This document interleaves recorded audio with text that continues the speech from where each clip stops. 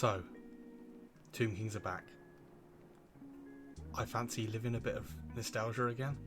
So, yeah, of course I was going to start a new Tomb Kings army, but it's no secret, I'm not that good at painting bone. So, a bit of a silly army choice, maybe, but I can try. So, yeah, this is what this video is me trying to work out how I'm going to paint bone across a Tomb Kings army.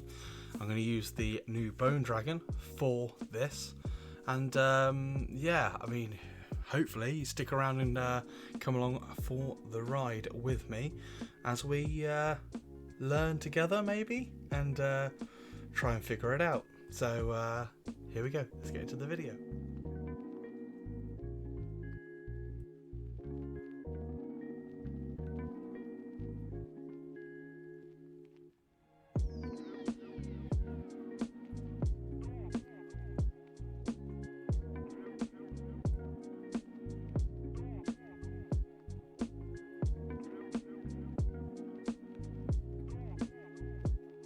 So here we are with the new Bone Dragon model. I've been dying to paint this one, and for this I think I'm going to start off with a Zenithal highlighted miniature, and I'm going with the Colourforge matte black, and then I'm going to spray from above or at a slight angle with some of the Colourforge ghoul grey as well, just to get a nice smooth decent primer on there. I always recommend the Colourforge primers. And yeah, we're going to do some quick wet blending bone effects. I'm kind of making it up as I go along, so stay with me.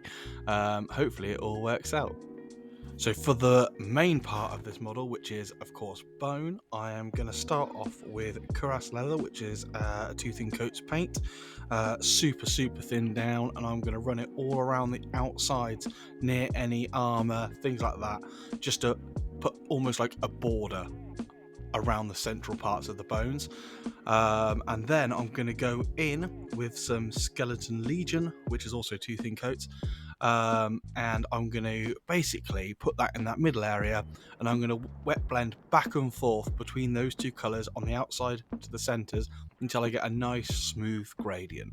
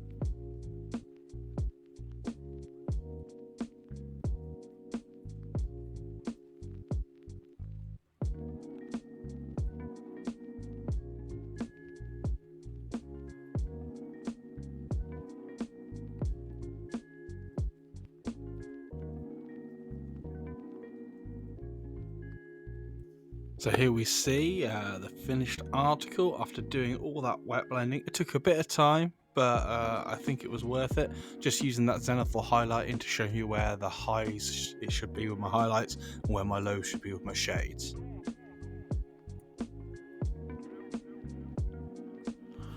So here we go, the Old Faithful and Decimal Wargaming favourite, the thinned down Corvus black as a wash. Just does wonders with this sort of thing. So yeah, I've thinned down some Corvus black to a glaze or wash consistency, and I'm just putting it into any recesses around the outsides of any armor panels where it meets the bone areas, things like that. If it's a bit dark, then I get some water and then just thin it out so it gives you a nice gradient. It's also worth me pointing out at this point that I decided for the purpose of the video is I'm going to focus more on the Bone Dragon's head, as I've already got most of the base colours and blending done on the body. That can be done later, but I just wanted to focus in on the details on this part of the model for this particular video. Now with the Corvus Black step done, we're going to take some Vampire Fang by Toothing Coats, and we're going to thin it down, and we're just going to carefully highlight all the highest raised areas of the bone.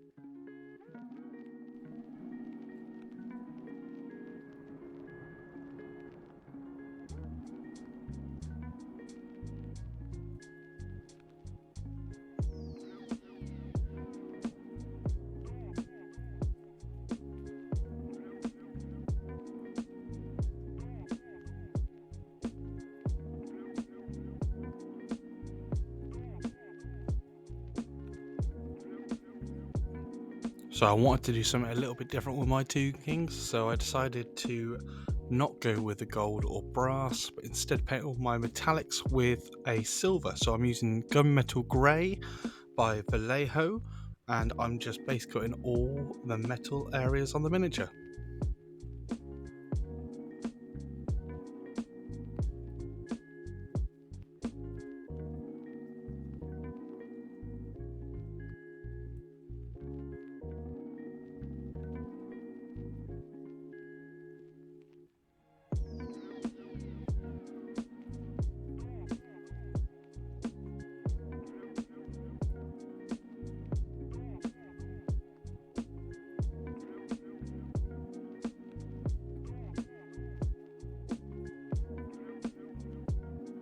And with the silver base coated, we should have something that looks a little bit like this.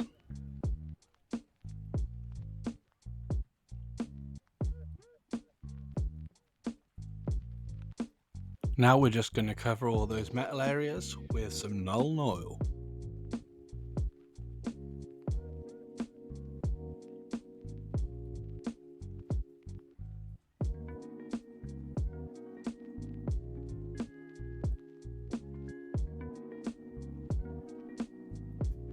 Now just to finish up those metal areas, I'm going to give it a dry brush of Mithril Blade by Toothing Coats.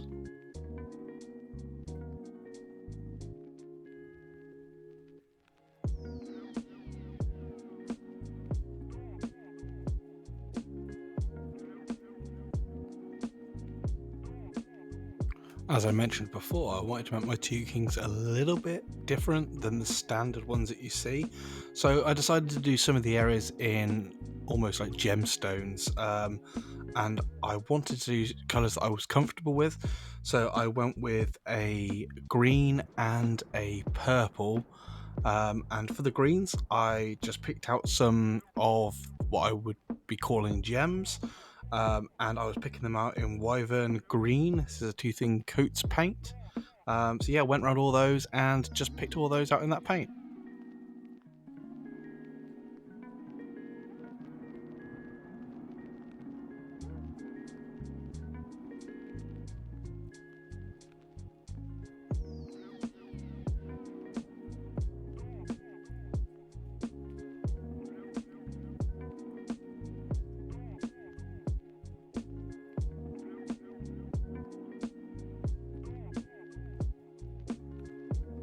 Now to start picking out all the gems that I want painted purple, I'm going to base coat those in a Royal Purple by Vallejo.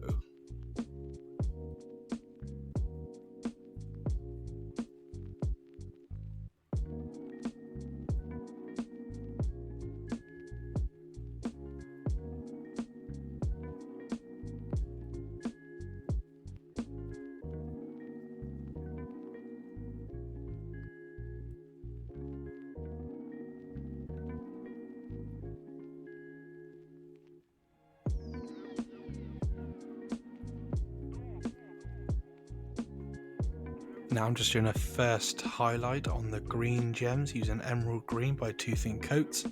I'm just directing this highlight to the lower parts of the gems, leaving the top right hand corners in more of the base coat.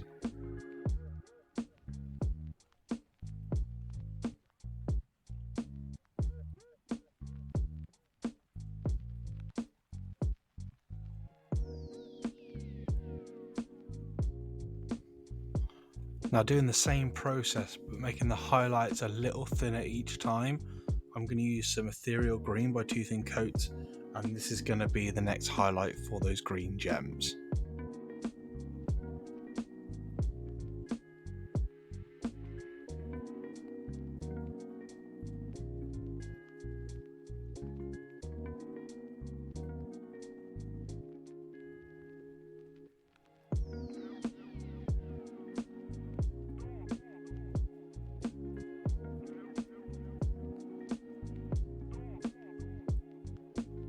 Now using some yellow flame by 2 thin coats, I'm going to do the final highlight for the green gems, and I'm just going to aim this to the very outside of my highlight, keeping it very narrow.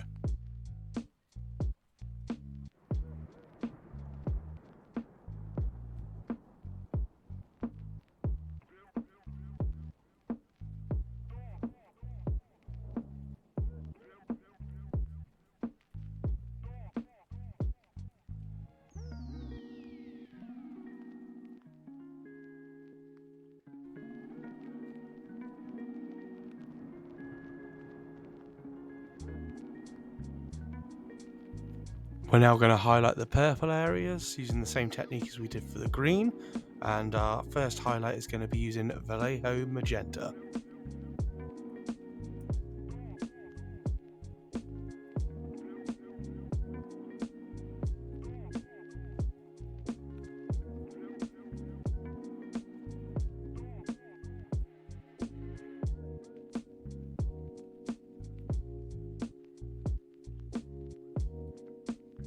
And now for our extreme highlights on the purple areas, we're just going to use some Neo Pink by 2 thin coats.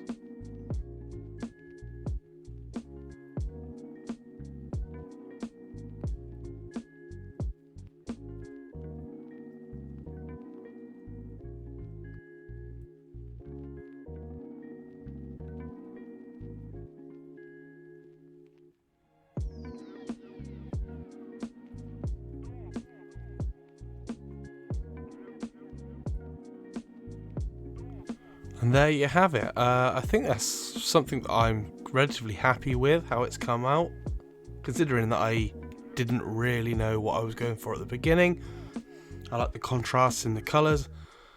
I think that, you know, it's something that's achievable across an army. It's just the rest of the dragon to do now, and the rest of the army, of course. But I think it's achievable. I like the colour palette. I like the use of the silver rather than the gold or bronzy colours that you usually see, and the gems are a nice little quirky touch too that are slightly different. So yeah, hopefully you found this useful, you know, coming along on the ride with me to find out how I was going to achieve this, and hopefully you take something away from it. But yeah, let me know what you think in the comments. Don't forget to like and subscribe and all that jazz, and until next time, stay safe and happy hobby all.